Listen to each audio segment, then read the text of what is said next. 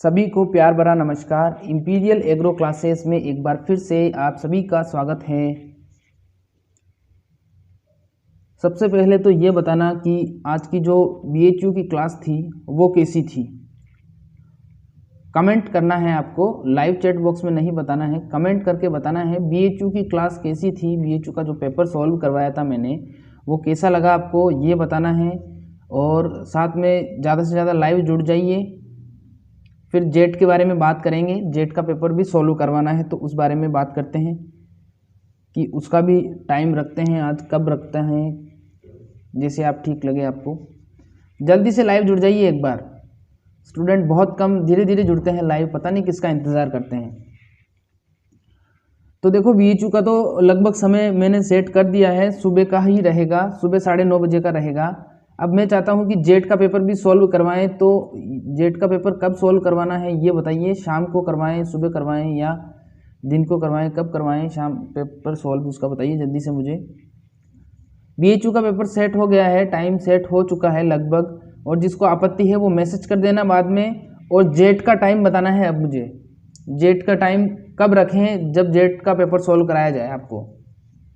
तो ये आप चीज़ मेरे को लाइव चैट बॉक्स कमेंट करके बता देना क्लास के बाद में, ठीक है। फिर अपन डिस्कशन कर लेंगे और देख लेंगे, जिस हिसाब से पेपर सेट बैठेगा उस हिसाब से कर देंगे। और फिर मैंने सोचा है आईसीआर का पेपर भी सॉल्व करवाना है आपको, तो एक बार इनको निपटा लेते हैं फिर आईसीआर का भी सॉल्व करवाएंगे, ठीक है, ध्यान रखना।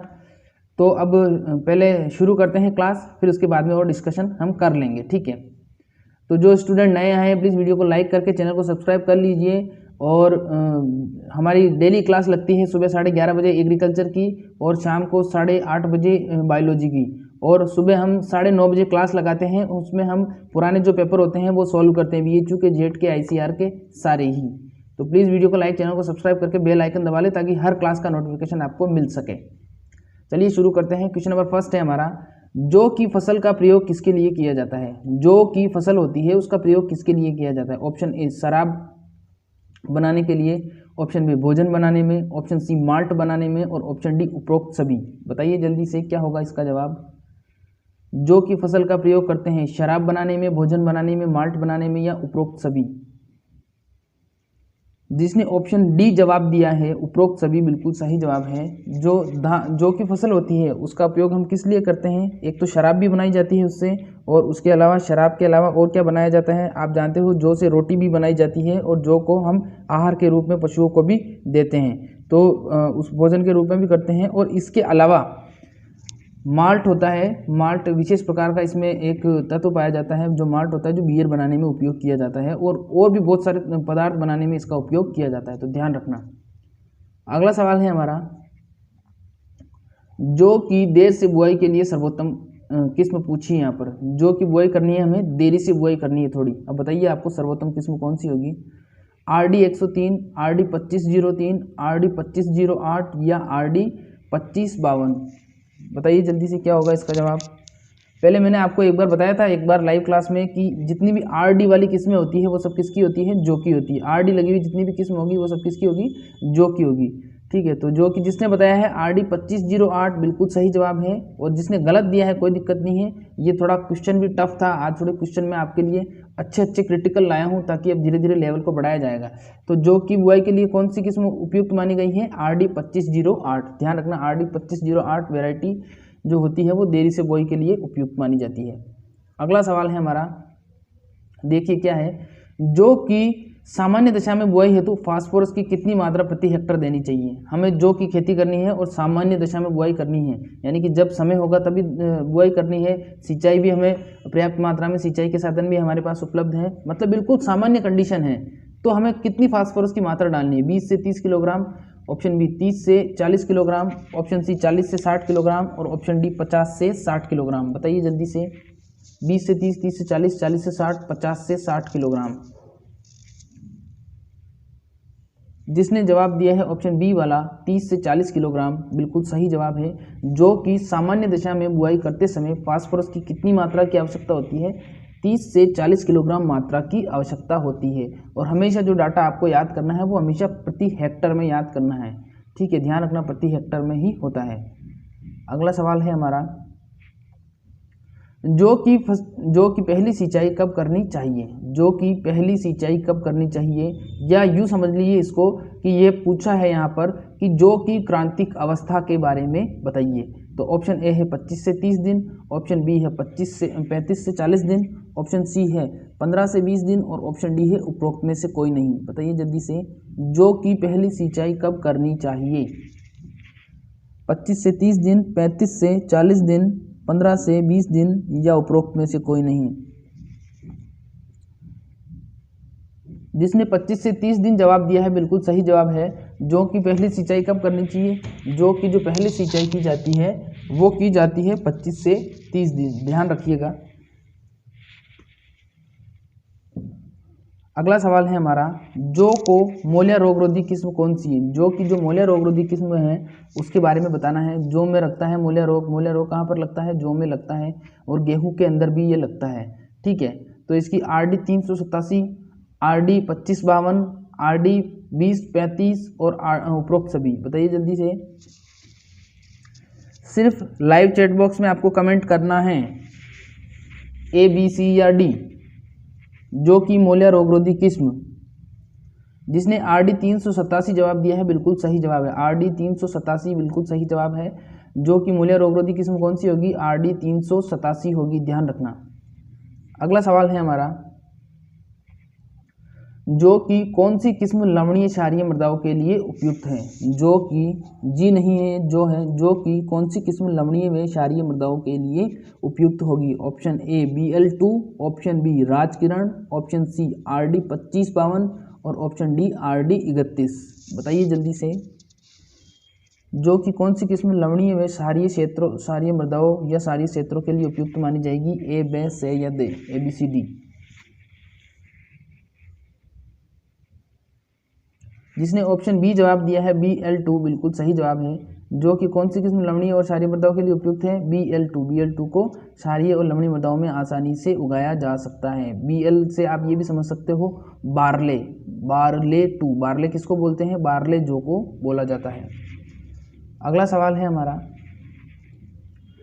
जो कि कौन सी किस्म मोलिया रोग, जिसको हम निमेटोड रोधी किस्म है। देखो अब क्या होता है कि जो मोलिया रोग होता है वो एक प्रकार का निमेटोड होता है। क्या होता है, निमेटोड होता है और जड़ों को नुकसान पहुंचाता है। किसको नुकसान पहुंचाता है, जड़ों को नुकसान पहुंचाता है। तो आपको बताना है कि जो कि कौन सी किस्म मोलिया रोगरोधी किस्म है, निमेटोड। पहले भी पूछा गया था, पहले जो सवाल था वो इसी प्रकार का था। जो कि मोलिया रोगरोधी किस्म पूछी थी उसमें जो जवाब था वो RD 387 था। अब उसमें वो नहीं है, अब दूसरी बतानी है आपको, दूसरी कौन सी होगी। BL2 राजकिरण, RS6 या फिर RDB फर्स्ट। जिसने जवाब दिया है राजकिरण बिल्कुल सही जवाब है। जो कि मोलिया रोगरोधी किस्म कौन सी होगी, राजकिरण होगी, ठीक है। उसमें राजकिरण नहीं था इसलिए उसको क्या किया गया था, उसमें राजकिरण नहीं होने पर उसमें जो आंसर था वो था RD 387। देखो क्वेश्चन बताता हूँ आपको मैं, देखो ये था जो कि मोलिया रोगरोधी किस्म, इसमें देखो राजकिरण नहीं है तो इसमें जो आंसर आया था वो क्या आया था, RD 387। क्या आया था, RD 387 आया था। और जो अगला सवाल आया था हमारा, देखिए इसमें क्या है, RD 387 नहीं है, इसमें राजकिरण है। तो राजकिरण और RD 387 दोनों ही मोलिया रोगरोधी किस्म है, ध्यान रखना।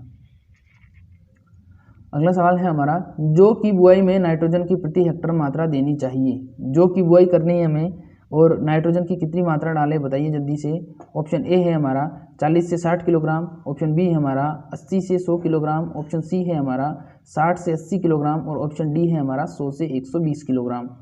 जो कि नत्रजन में बुआई के लिए नत्रजन की मात्रा बतानी है हमें, ए, बी, सी या डी।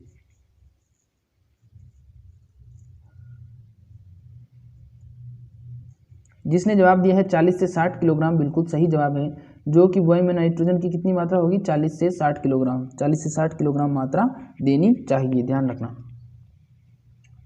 अगला सवाल है, जो कि बीज दर प्रति हेक्टर बुआई के लिए सामान्य परिस्थितियों में कितने किलोग्राम रखी जाती है।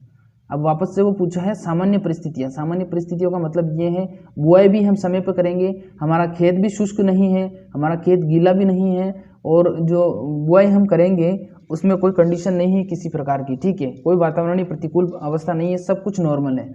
अब बताना है आपको सीड रेट कितनी होगी, 200 होगी, 150 किलोग्राम होगी, 80 किलोग्राम होगी या 100 किलोग्राम होगी। बताइए जल्दी से। जिसने 100 किलोग्राम जवाब दिया है, बिल्कुल सही जवाब है। जो की बीज दर होती है, वैसे तो उसकी बीज दर मानी जाती है 75 से 80 किलोग्राम, लेकिन यहाँ पर 100 किलोग्राम दिया गया है तो 100 किलोग्राम सही होगा। और कुछ बुक्स में 80 दिया गया है, 75 से 80, तो वो भी सही है। लेकिन आपको अगर ऑप्शन में 80 और 100 दोनों दिखता है तो आप 100 कर देना पूरा, ठीक है। अगला सवाल है हमारा,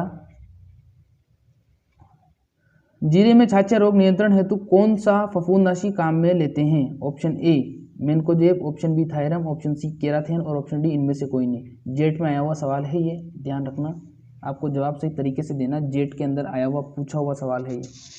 जीरे में छाछा रोग नियंत्रण हेतु कौन सा फफूंदनाशी काम में लिया जाता है? मेनकोजेब, थायरम, केराथेन या इनमें से कोई नहीं। जिसने जवाब दिया है केराथेन, बिल्कुल सही जवाब है। जो छाछा रोग होता है, जिसे पाउडरी मिल्ड्यू के नाम से भी जानते हैं, क्या बोलते हैं इसको? पाउडरी मिल्ड्यू के नाम से भी जानते हैं। और जहां पर आपको छाछा रोग दिखाई दे वहां पर सिर्फ आपको फफूंदनाशी डालना है, और फफूंदनाशी में भी कौन सा डालना है? सीधा केराथेन डाल देना। क्या डालोगे? केराथेन डालोगे। तो छाछा रोग, चाहे कोई सी फसल हो, छाछा रोग आपको दिखाई दे या पाउडरी मिल्ड्यू दिखाई दे तो आपको सीधा सा केराथेन डालना है। अगर आपको डाउनी मिल्ड्यू दिखाई दे, डाउनी मिल्ड्यू जो मैंने बताया था शाम वाली क्लास में बताया होगा मैंने, या BHU की क्लास में बताया था मैंने सुबह आपको, कि जो बोर्डेक्स मिक्सचर है उसकी खोज की थी। तो वो बोर्डेक्स मिक्सचर की खोज की थी, वो किस रोग के लिए की थी? वो डाउनी मिल्ड्यू के लिए की थी। डाउनी मिल्ड्यू रोग होता है तुलासिता रोग, उसके लिए की गई थी। और डाउनी मिल्ड्यू किस में लगता है? अंगूर में सबसे पहले लगा था, और सबसे पहले अंगूर की फसल में ही बोर्डो मिक्सचर को छिड़का गया था, ध्यान रखना। अगला सवाल है हमारा, जीरे में विशेष सुगंध के लिए कौन सा कारक उत्तरदायी है? बताइए जल्दी से। जीरे में आपने सूंघा होगा, जीरे में सुगंध आती है विशेष प्रकार की। Option A oleoresin, option B cuminol, option C ethanol और ऑप्शन डी सोलेनिन। बताइए ABCD, ओलियोरेजिन, क्यूमिनोल, एथिनॉल या सोलेनिन। जिसने बी जवाब दिया है क्यूमिनोल, बिल्कुल सही जवाब है। जीरे में विशेष सुगंध किसके कारण होती है? जीरे में विशेष सुगंध मानी आती है क्यूमिनोल के कारण। किसके कारण आती है? क्यूमिनोल के कारण आती है। और जो जीरा होता है, अगर उसका साइंटिफिक नेम पूछ लिया जाए आपसे तो क्या होता है? जीरे का साइंटिफिक नेम होता है क्यूमिनम साइमिनम। क्या होता है? क्यूमिनम साइमिनम होता है। और धनिया का क्या होता है? धनिया का होता है कोरिएंडरम सेटाइमम। और धनिया को इंग्लिश में बोलते हैं कोरिएंडर, लेकिन इसका एक ऑफिशियल नेम और है, इसको सिलेंट्रो भी बोला जाता है। क्या बोलते हैं? सिलेंट्रो। ध्यान रखिएगा, सिलेंट्रो। अगर आपसे पूछ ले सिलेंट्रो किसको कहते हैं, तो सिलेंट्रो बोला जाता है धनिये को। अगला सवाल है हमारा, जीरे का उत्पत्ति स्थल माना जाता है। जीरे का उत्पत्ति स्थल बताना है आपको। ऑप्शन ए भारत है, ऑप्शन बी ब्राज़ील है, ऑप्शन सी मिस्र है और ऑप्शन डी अमेरिका है। जो मिस्र है, वो जो प्राचीन मिस्र था वो आज का इजिप्ट है। मतलब जो मिस्र देश था उसको हम अब क्या कहते हैं? अब उसको हम इजिप्ट कहते हैं, ठीक है। जहाँ पर गिजे के पिरामिड बने हुए हैं, आप मिस्र के पिरामिड पढ़ा होगा आपने, तो वो मिस्र देश जो है उसको इजिप्ट के नाम से जानते हैं। तो जीरे का उत्पत्ति स्थल बताना है आपको, बताइए जल्दी से। जिसने जवाब दिया है जीरे का उत्पत्ति स्थल मिस्र, बिल्कुल सही जवाब है। जो जीरे का उत्पत्ति स्थल माना जाता है वो कहाँ पर माना जाता है? मिस्र को माना जाता है। और वहाँ पर जो पिरामिड बने हुए हैं आप जानते हो, वहाँ पर 3 बड़े बड़े पिरामिड बने हुए हैं। उनके बारे में ऐसा बोला जाता है कि ये एलियंस ने बनाए हैं, ये एलियंस ने आकर बनाए हैं। तो क्या पता है इनका अलाइनमेंट सिस्टम क्या है, क्योंकि वो जो सबसे बड़ा पिरामिड है वो बिल्कुल उसके सेंटर पॉइंट में बना हुआ है। अपनी जो अर्थ है, पृथ्वी है, उसके बिल्कुल सेंटर पॉइंट में बना हुआ है। और उसका जो ऊपर का नोक है वो उसके ऊपर 3 स्टार दिखाई देते हैं आपको। अंदर आसमान के अंदर 3 स्टार दिखाई देते हैं। उन 3 तारों का अलाइनमेंट और नीचे जो 3 पिरामिड बने हुए हैं उन तीनों का अलाइनमेंट बिल्कुल सेम है। वो तीनों तारे उन्हीं जो पिरामिड है उसके बिल्कुल सटीक ऊपर बने हुए हैं। तो इस प्रकार से बोला जाता है कि ये एलियंस ने आके बनाए हैं, और एलियंस हमारी धरती पर समय समय पर आते रहते हैं, ऐसा बोला जाता है। मैंने भी बुक्स में पढ़ा है। देखिए क्या होता है। आगे सवाल है हमारा, जीरे की बीज दर प्रति हेक्टर कितनी होती है? जीरे की बीज दर बतानी है आपको, प्रति हेक्टर कितनी होती है। ऑप्शन ए 15 से 20 किलोग्राम, ऑप्शन बी 12 से 15 किलोग्राम, ऑप्शन सी 20 से 22 किलोग्राम और ऑप्शन डी 25 से 27 किलोग्राम। जीरे की बीज दर प्रति हेक्टर बतानी है आपको, कितनी होती है जीरे की बीज दर। जिसने 12 से 15 किलोग्राम जवाब दिया है बिल्कुल सही जवाब है। जिसने 12 से 15 किलोग्राम जवाब दिया है बिल्कुल सही जवाब है। जीरे की बीज दर प्रति हेक्टर कितनी होनी चाहिए? जीरे की बीज दर प्रति हेक्टर होनी चाहिए 12 से 15 किलोग्राम। ध्यान रखना 12 से 15 किलोग्राम बीज दर होती है। अगला सवाल है हमारा, जीरा किस कुल की फसल है? जीरा आपको बताना है। जीरे का कुल पूछा है यहाँ पर। Option A Solanaceae, option B Umbelliferae, option C Cruciferae और ऑप्शन डी इनमें से कोई नहीं। बताइए जल्दी से, जीरा किस कुल का पौधा है? जीरा। जिसने जवाब दिया है इनमें से कोई नहीं, गलत है। जो मसाले वाली फसलें होती हैं वो सारी किस में आती हैं? अम्बेलिफेरी में आती है। तो ध्यान रखना, जीरा, फिर सौंफ, फिर धनिया, ये गाजर, ये किस में आएगी? ये सब किस में आती है? ये सब अम्बेलिफेरी में आती हैं। तो अम्बेलिफेरी कुल का पादप है। तो जीरा किस कुल का पादप है? अम्बेलिफेरी कुल का पादप है। मसाले वाली जितनी भी हैं, मसाले वाली सारी सभी नहीं आएगी इसमें, ध्यान रखना। जीरा, मेथी, धनिया और गाजर के समथिंग है, ये सभी 3-4 फसलें आएंगी। अगला सवाल है, जई। जई एक फसल होती है, गेहूं, जौ और ऐसी एक फसल होती है जई। जई जिसको ओट्स के नाम से जानते हैं। जई का ग्रे स्पेक वे गन्ने का फाइला ब्लाइट, इसको फाला ब्लाइट भी बोलते हैं, फाइला ब्लाइट रोग किस कारण होता है? इंपॉर्टेंट क्वेश्चन है, ध्यान से सुनिए। एक तो जई की फसल में ग्रे स्पेक और एक गन्ने का फाला ब्लाइट। फाइला ब्लाइट पढ़ लो या फाला ब्लाइट पढ़ लो, बात एक ही है। रोग किसके कारण होता है? ऑप्शन ए एमएन यानी मैग्नीज, ऑप्शन बी जेडन यानी जिंक या जस्ता, ऑप्शन सी एमओ यानी मोलिब्डेनम और ऑप्शन डी है सीयू यानी कि कॉपर। बताइए जल्दी से, मैग्नीज, जस्ता, मोलिब्डेनम या कॉपर।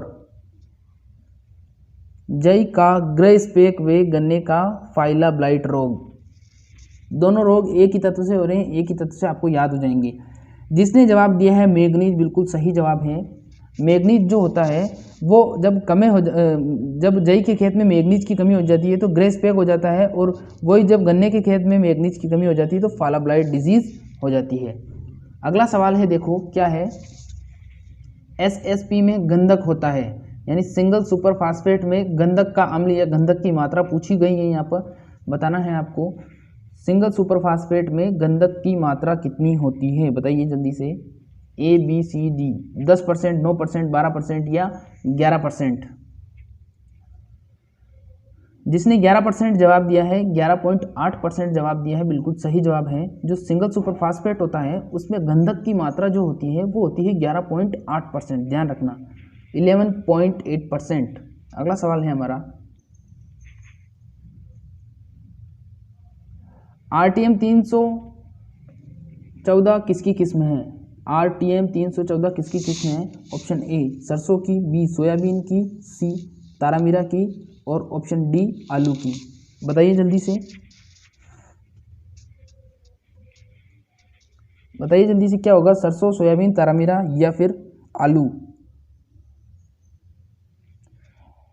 जिसने जवाब दिया है तारामीरा, बिल्कुल सही जवाब है। तारामीरा की जो राजस्थान तारामीरा होता है, तारामीरा 314 जो आरटीएम 314 जो किस्म है वो किसकी है? तारामीरा की। अब इसको कैसे आप समझ सकते हो? देखो, टीएम का मतलब होता है तारामीरा और आर का मतलब होता है राजस्थान। तो राजस्थान तारामीरा किसकी किस्म है? 314। राजस्थान तारामीरा 314 किसकी किस्म मानी जाएगी? तारामीरा की मानी जाएगी। ध्यान रखना। अब ऐसा नहीं है कि ये राजस्थान के लिए ही उपयुक्त है, ये सबके लिए उपयुक्त है, लेकिन विकसित इसको राजस्थान में किया गया है इसलिए आर लगा हुआ है।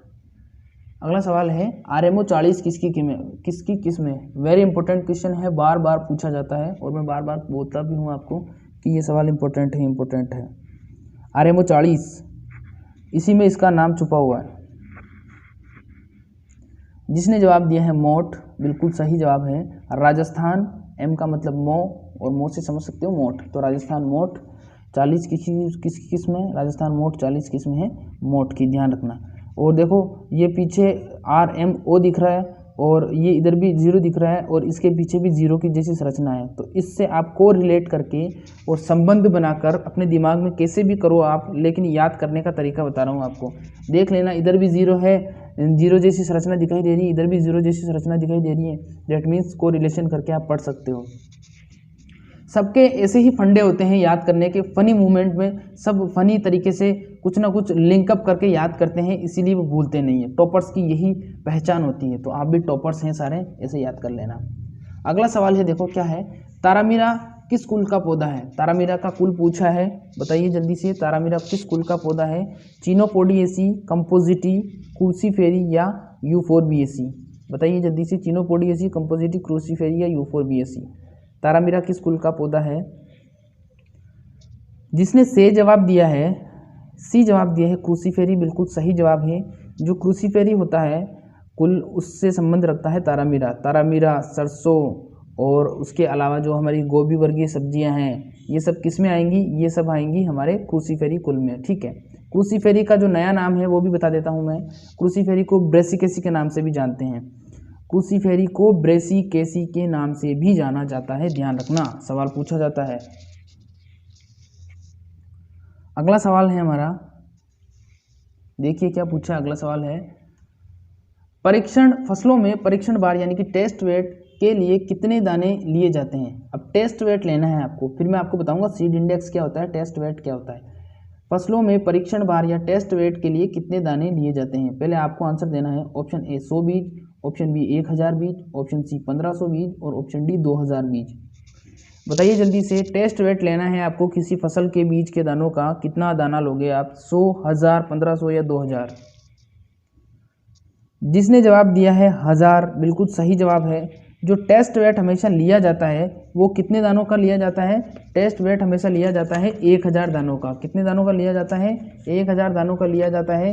अगर आपसे पूछ लिया जाए कि आपको सीड इंडेक्स लेना है, तो सीड इंडेक्स कितने का लोगे? सीड इंडेक्स लोगे हमेशा 100 दानों का। कितने दानों का लोगे? 100 दानों का। अब सीड इंडेक्स और टेस्ट वेट में अंतर क्या होता है? देखो, जो टेस्ट वेट होता है वो हमेशा लिया जाता है, एक सेकंड रुकना,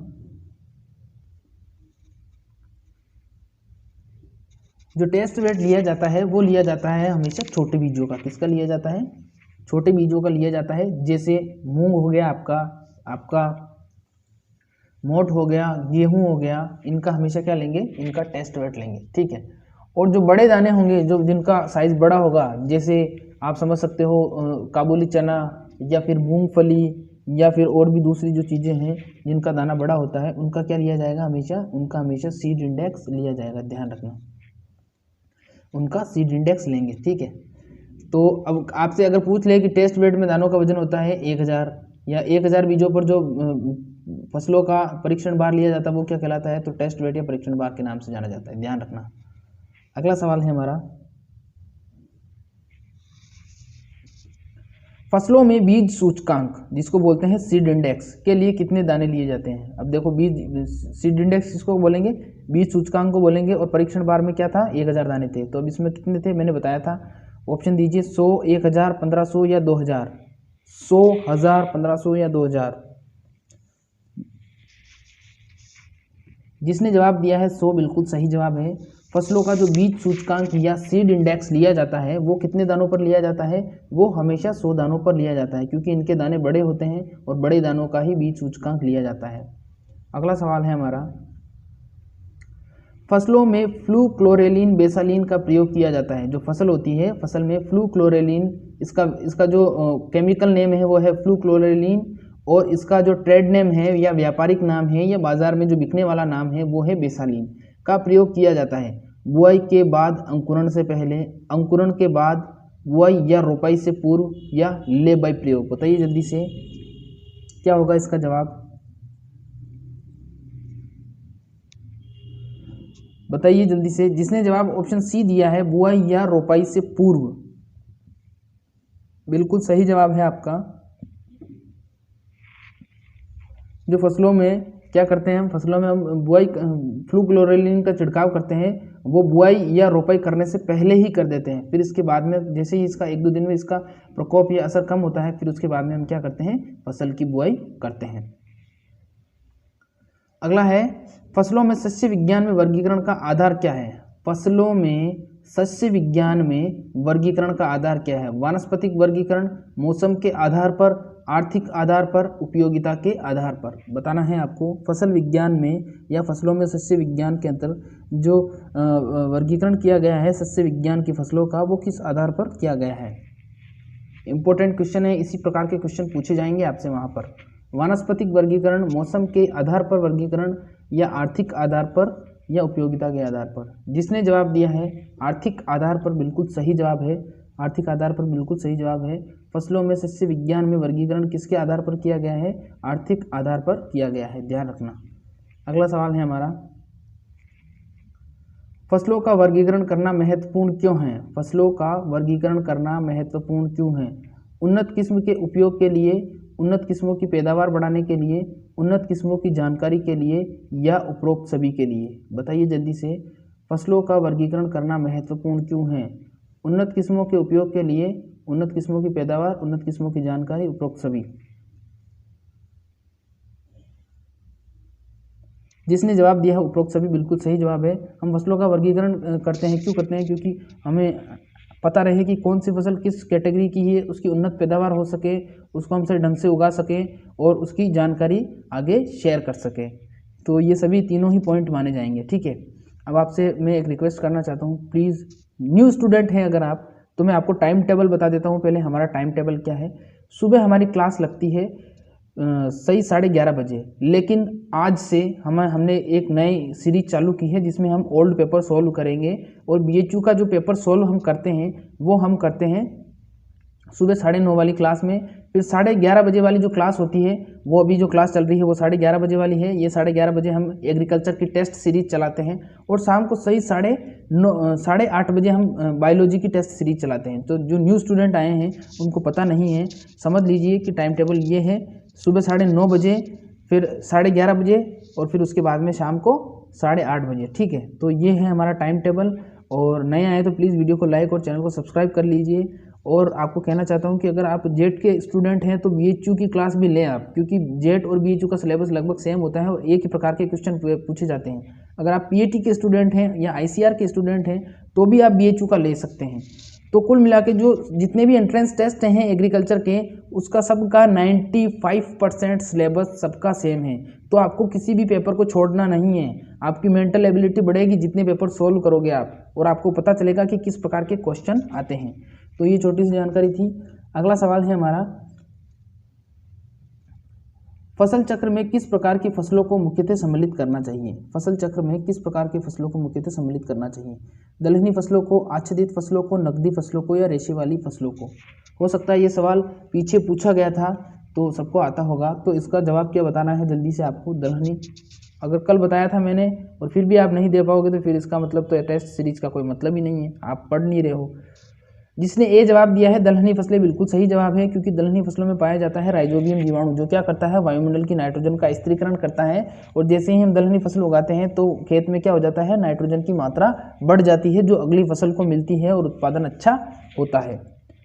अगला सवाल है हमारा, फसल उत्पादन की कौन सी पद्धति में मृदा कटाव नहीं होता। अब देखो क्या पूछा है, फसल उत्पादन की कौन सी पद्धति में मृदा कटाव नहीं होता। सवाल है, ऑप्शन है हमारे,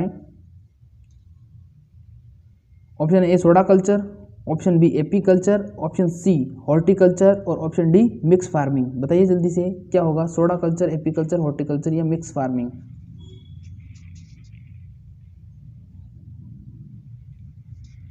जिसने ऑप्शन ए जवाब दिया है सोडा कल्चर, बिल्कुल सही जवाब है। फसल की कौन सी पद्धति है, मृदा कटाव। इसमें क्या होता है, ये ऐसी पद्धति होती है जिसमें बहुत ही पास क्या बोई जाती है, फसल को बोया जाता है, और ये सोडा कल्चर के नाम से भी जानी जाती है। और इसमें विशेष प्रकार से भूमि प्रबंधन पर ध्यान दिया जाता है, भूमि प्रबंधन या मृदा प्रबंधन पर ध्यान दिया जाता है, और मिट्टी का कम से कम कटाव किया जाता है। अगला सवाल है, फसल उत्पादन बढ़ाने के लिए 1947 में पोषक तत्वों के प्रबंधन का सुझाव किस वैज्ञानिक ने दिया था। बताइए जल्दी से, फसल उत्पादन बढ़ाने के लिए 1947 में पोषक तत्वों के प्रबंधन का सिद्धांत किसने दिया था। डॉक्टर बीपी पाल ने, केसी मेहता ने, स्टीपर्ट ने और विश्वनाथ ने। बताइए जल्दी से क्या होगा इसका जवाब। 1947 में दिया था। आर्नॉन से भी पहले, आर्नॉन नामक जो साइंटिस्ट थे उनसे पहले की बात हो रही है यहाँ पर। जिसने ऑप्शन से जवाब दिया है स्टीपर्ट, बिल्कुल सही जवाब है। जो ओर्नोन नामक साइंटिस्ट हैं उनसे पहले भी एक साइंटिस्ट हुए हैं और उन्होंने क्या दिया था, पोषक तत्वों का प्रबंधन का सिद्धांत दिया था। और ये क्या नाम है इनका नाम है स्टीपर्ट। और अगर आपसे पूछ लिया जाए, अब आप कंफ्यूज कैसे होगे, अगर आपसे पोषक तत्वों के प्रबंधन का पूछा जाता है तो स्टीपर्ट करना है। अगर आपको आवश्यक पोषक तत्वों के बारे में पूछा जाता है, यानी पोषक तत्व के आगे आवश्यक लग जाता है, तो फिर उसका जवाब आप क्या दोगे, फिर उसका जवाब आप दोगे सीधा ओर्नोन। तो ध्यान रखना, इस प्रकार के क्वेश्चन आपसे पूछे जाएंगे वहां पे। अगला सवाल है, फसल उत्पादन में पशुपालन एक साथ करना क्या कहलाता है। देखो, फसल उत्पादन व पशुपालन एक साथ करना क्या कहलाता है। ऑप्शन ए एकल व्यवसाय, ऑप्शन बी मिश्रित खेती, ऑप्शन सी बहुउद्देशीय खेती और ऑप्शन डी मिश्रित सस्य। बहुत ही क्रिटिकल सवाल है। सवाल तो बिल्कुल इजी है, लेकिन लोग इसको समझ नहीं पाते हैं और गलत करते हैं। मैं बताऊंगा क्या है इसका इस सवाल का सही जवाब। जिसने जवाब दिया है मिश्रित खेती उनका सही है, और जिसने जवाब दिया है मिश्रित सस्य उनका गलत है। देखो, मिश्रित सस्य मिश्रित खेती क्या होता है। मिश्रित खेती का मतलब तो ये होता है हम फसल उत्पादन कर रहे हैं, उसके साथ साथ पशुपालन भी कर रहे हैं। तो फसल उत्पादन के साथ साथ पशुपालन करना मिश्रित खेती कहलाता है। मिश्रित सस्य क्या होगा, मिश्रित सस्य का मतलब ये होता है कि हम एक ही खेत में एक ही समय में 2 या 2 से अधिक फसल को उगा रहे हैं। जैसे गेहूं भी उगा दिया, गेहूं के साथ हमने एक दूसरी फसल और उगा दी, जैसे चना उगा दी, ठीक है, या सरसों उगा दिया, जो भी उगा दिया। तो गेहूं जो सरसों जो मिक्स में हम उगाएंगे वो क्या कहलाएगा, वो कहलाएगा मिश्रित सस्य, क्योंकि सस्य का मतलब होता है सस्य विज्ञान या खेती करना। और मिश्रित खेती का मतलब क्या होता है, क्योंकि पशुपालन भी खेती का ही एक भाग है, ठीक है। तो खेती का भाग कैसे है, क्योंकि पशुपालन हम पशु को चारा खिलाते हैं, तो चारा कहाँ से आता है, खेती से आता है। पशु हमें क्या देते हैं, गोबर देते हैं, तो गोबर कहाँ जाता है, वापस खेत में चला जाता है। तो इसीलिए पशुपालन का संबंध किससे है, फसल उत्पादन से है, तो उसको खेती का पार्ट ही माना जाता है। तो जब मिश्रित खेती आपसे पूछा जाए तो फसल उत्पादन और पशुपालन को राइट करना है, ध्यान रखना। अगला सवाल है हमारा, फसल कटाई मशीन सर्वप्रथम कहाँ तैयार की गई थी। फसल की जो काटने की मशीन है वो सबसे पहले कहाँ तैयार की गई थी, साइप्रस, फ्रांस, जर्मनी या इटली। बताइए जल्दी से, साइप्रस, फ्रांस, जर्मनी या इटली। फसल काटने की मशीन, जिसने जवाब दिया है गलत है, जर्मनी में नहीं, इटली में नहीं, फ्रांस में नहीं, कहाँ पर, साइप्रस में। कहाँ पर, साइप्रस में। साइप्रस नाम की एक जगह है, वहाँ पर क्या किया गया था, सबसे पहले कटाई मशीन तैयार की गई थी। अब देखो, एक चीज़ बताता हूँ आपको, सबसे ज़्यादा खेती कहाँ पर होती है, पूरे विश्व में सबसे ज़्यादा जो खेती और जो दूसरी खेती से रिलेटेड काम है वो होते हैं भारत में। हालांकि और दूसरे देशों में भी होते हैं, लेकिन भारत में बड़े स्तर पर होते हैं। वैसे चीन में भी होते हैं, लेकिन चीन के मुकाबले भारत में। लेकिन जितनी भी आप टेक्निकल कंपनीज देखोगे वो सब भारत के बाहर की हैं। चाहे आप पेस्टिसाइड कंपनी ले लो, चाहे आप ट्रैक्टर की कंपनी ले लो, चाहे आप दूसरी कोई भी कंपनी ले लो। तो भाई जब हम बना खुद रहे हैं तो फिर उसके बाद में खेती खुद कर रहे हैं, तो मशीनें बाहर की क्यों, मशीनें बाहर की क्यों। तो ये सोचने वाली चीज़ है थोड़ी, इंजीनियरिंग की थोड़ी अभी कमी है इंडिया में, ध्यान रखना। अगला सवाल है हमारा, फसल कटाई मशीन का आविष्कार हुआ था 1731, 1831, 1839 या 1931। ए बे से दे। फसल कटाई की मशीन का आविष्कार कब हुआ था, बताना है आपको। फसल कटाई मशीन का आविष्कार कब हुआ था।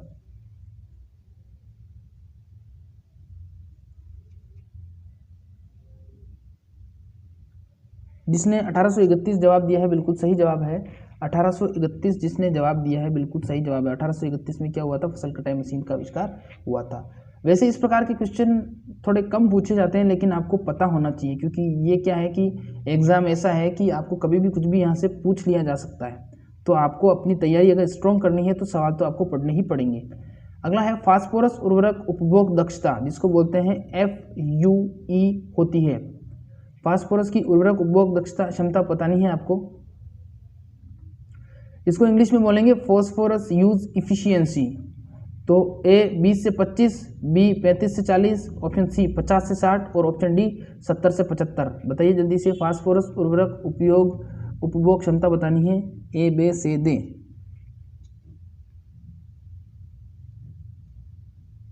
जिसने जवाब दिया है 20 से 25% बिल्कुल सही जवाब है। फास्फोरस उर्वरक उपभोग क्षमता क्या होगी, 20 से 25% मानी जाएगी, 20 से 25% के समथिंग होती है। अगला सवाल है हमारा, फोइलिडी रोग किसके द्वारा फैलता है। फोइलिडी रोग किसके द्वारा फैलता है, बताना है आपको। फॉइलिडी रोग किसके द्वारा फैलता है? ऑप्शन ए विषाणु से, ऑप्शन बी जीवाणु से, ऑप्शन सी माइकोप्लाज्मा से और ऑप्शन डी फफूंद से। बताइए जल्दी से किससे फैलता है फॉइलिडी रोग? जिसने विषाणु जवाब दिया है फॉइलिडी रोग का, फॉइलिडी रोग किससे फैलता है? विषाणु से जवाब दिया है, वो गलत है। जो फॉइलिडी रोग हमारा फैलता है वो फैलता है किससे फैलता है? माइकोप्लाज्मा से फैलता है। ध्यान रखना, फॉइलिडी जो बीमारी है वो माइकोप्लाज्मा से फैलती है। अगला सवाल है हमारा, फॉइलिडी रोग किस फसल से संबंधित? वेरी इंपॉर्टेंट क्वेश्चन है, आज तक का सबसे इंपॉर्टेंट क्वेश्चन है ये। क्यों इसलिए है क्योंकि ये बार बार सवाल पूछा जाता है। तो फॉइलिडी रोग किस फसल से संबंधित है? तिल से, सोयाबीन से, अरहर से या चना से? बताइए जल्दी से, फॉइलिडी रोग किससे संबंधित है? जिसने जवाब दिया है सोयाबीन गलत है, तिल सही है इसका जवाब। फॉइलिडी रोग किससे संबंधित है? फॉइलिडी रोग है तिल से संबंधित। ध्यान रखना। चने के बीजों को कौन से जैव उर्वरक से उपचारित करते हैं? चने के बीजों को कौन से जैव उर्वरक से उपचारित करते हैं? Option A Azotobacter, option B Azospirillum, option C Azolla और ऑप्शन डी राइजोबियम। बताइए जल्दी से, इंपॉर्टेंट क्वेश्चन है। एजिटोबैक्टर, एजोस्पिरिलम, एजोला या राइजोबियम। चने के बीजों को कौन से जैव उर्वरक से उपचारित करते हैं? जिसने जवाब दिया है राइजोबियम, बिल्कुल सही जवाब है।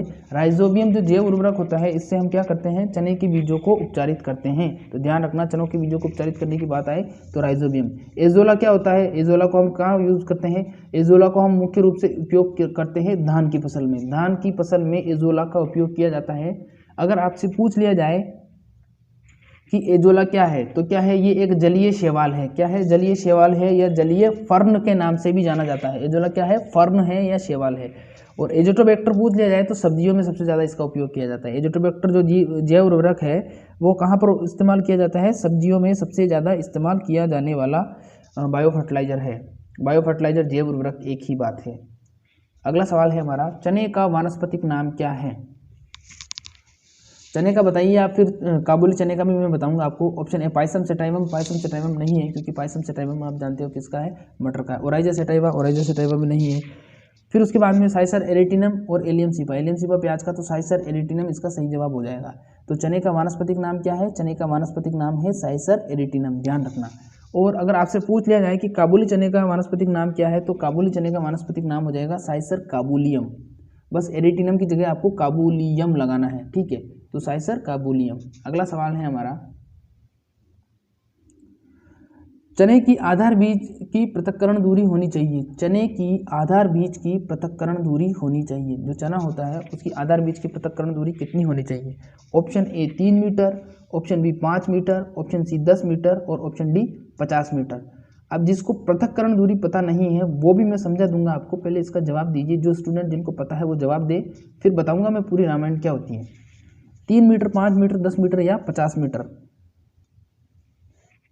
जिसने आधार बीज की दूरी 50 मीटर जवाब दिया है, बिल्कुल सही जवाब है। जो चने की आधार बीज की पृथक्करण दूरी होती है वो 50 मीटर होती है। कितनी होती है? 50 मीटर। अब देखो पृथक्करण दूरी क्या होती है।